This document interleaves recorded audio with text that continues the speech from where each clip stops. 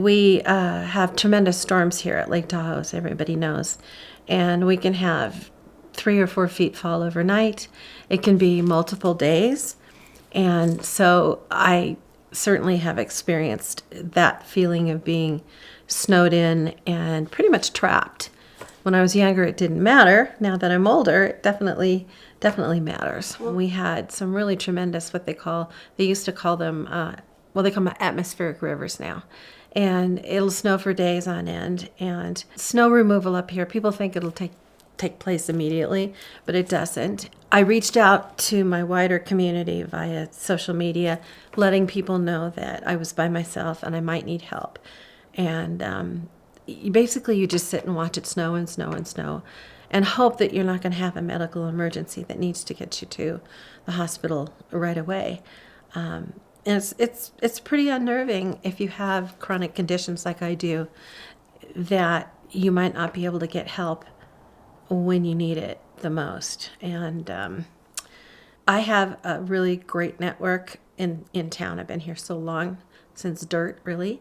A lot of my students still live here. Our fire chief was one of my students. Our head of our medical clinic was one of my students. And so I have a deep network of people, which is really helpful. But when I reached out on social media, I got a lot of answers back with phone numbers, which I wrote down. And if I needed help, I would call someone and say, I can't get out my front door, which happens fairly regularly up here. If you monitor weather sites, you know when a big storm is coming in. And it's very frightening to me. It didn't used to be.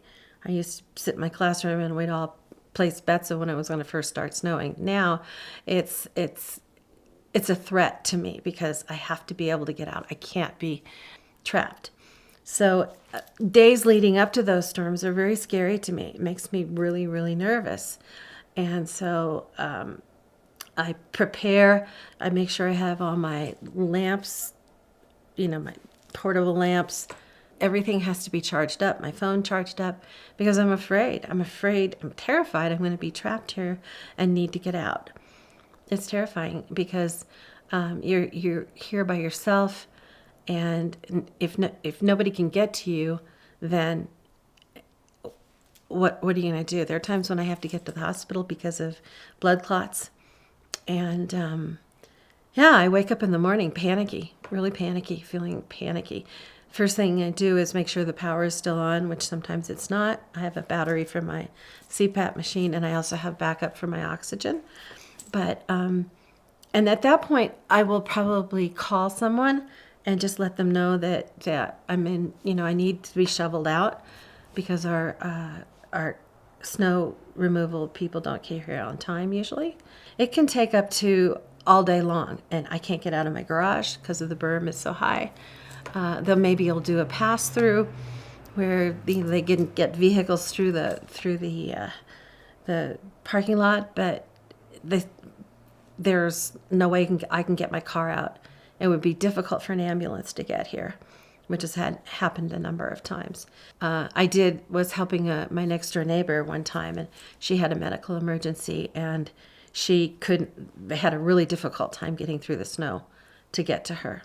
So things shut down when we have these big snows that we have almost every winter. And how often does the power not come on in those circumstances? Oh, we have real power issues up here. Sierra Pacific has done a lot of work to harden our lines, but I would say we lose power at least 2 or 3 times in the winter, and not unusually in the summer as well. Anywhere from a few hours to a couple of days.